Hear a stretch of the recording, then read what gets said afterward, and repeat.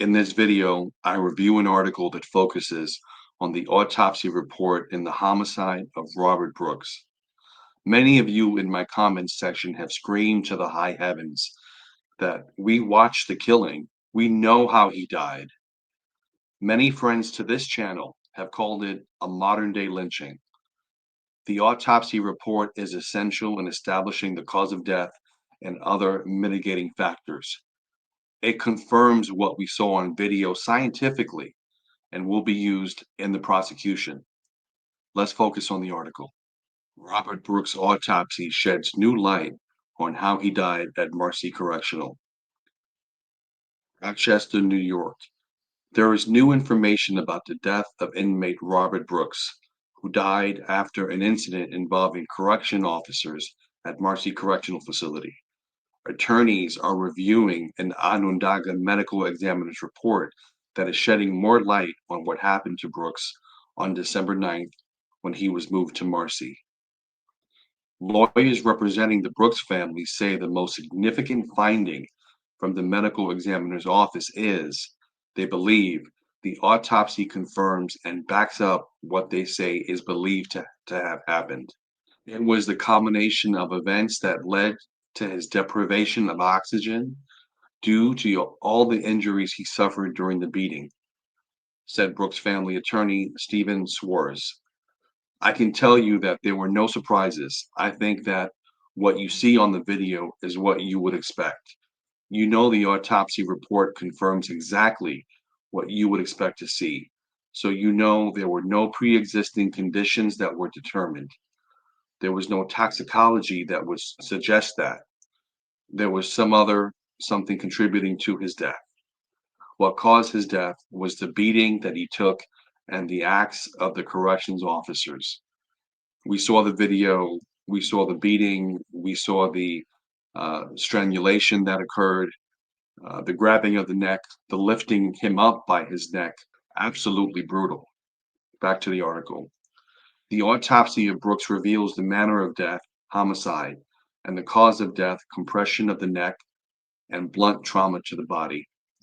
We saw Mr. Brooks take numerous blows to the genitalia, to his stomach, to his side, to his buttocks, to his feet. Absolutely deplorable.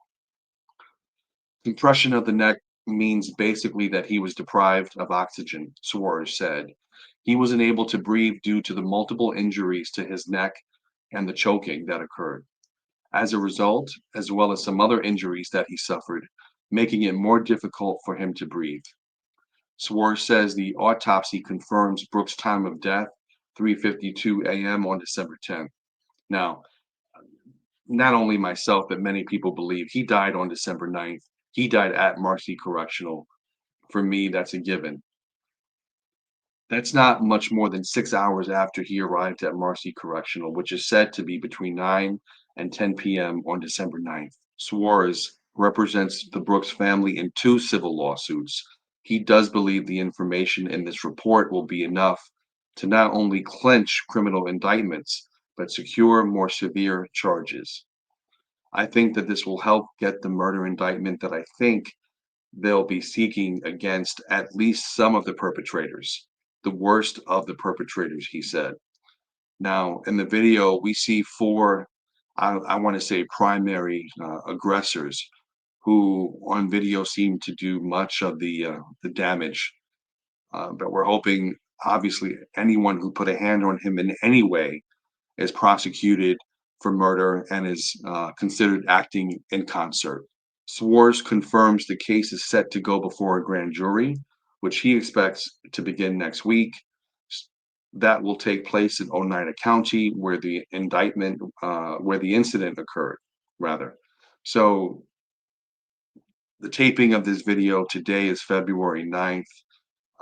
The Oneida County grand jury is set to begin to hear evidence tomorrow, February 10th.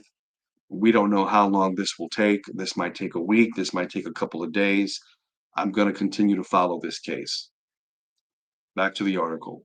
More than a dozen correctional facility staff members have been suspended without pay as the investigation into Brooks' death continues.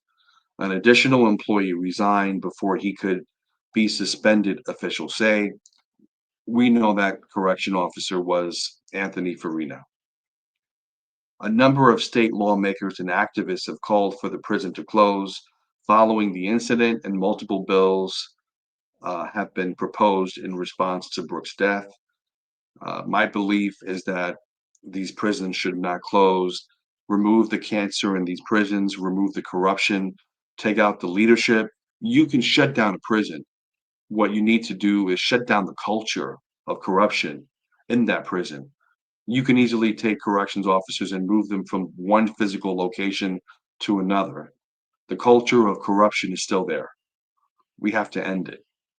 In recent weeks, leadership with the New York State Department of Corrections and Community Supervision say they are committed to preventing an incident like this from happening again. They also have said that they already have implemented changes, including increasing the supervision of officers. Let's go back to this one sentence here, that they're committed to preventing an incident like this from happening again. Robert Brooks is not the first inmate to die from the hands of corrections officers. They could have prevented this a long, long time ago.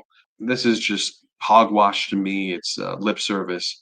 They also have said that they already have implemented changes, including increasing the supervision of officers.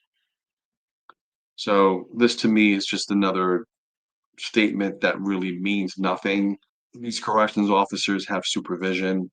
In fact, what we saw in the video was there were multiple sergeants who witnessed this directly, who saw the beating, who did nothing. Increasing supervision of officers is one thing, but the culture of corruption is another.